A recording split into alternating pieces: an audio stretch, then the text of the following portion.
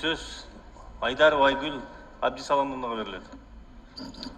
Саламатсыздар, рахмат Нурбек Өмірбекович. Қаға кетіп қалды? Бере беріңіз сұрауыңызды, зам жооп бере береді. Мен өзін өрем. Азыр бұл долбордон өтө турган керектүү нерседе отуруп кетип калган туура эмес да. Өзү араң жылда бир жолу келет. Жок, кетпейт, аз келет. Az келет. Министр келгенден кийин бул нерседен зарыл нерсе болбош керек деп ойлойм. Бул эмне депутаттарды тоготпостугу. Туруп турсун жакта суроо жоопко мен чыгып, анан жооп берем десе болот да.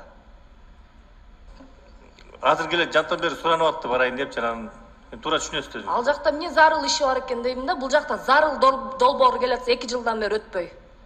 Как понять? Бул тоготпостугу.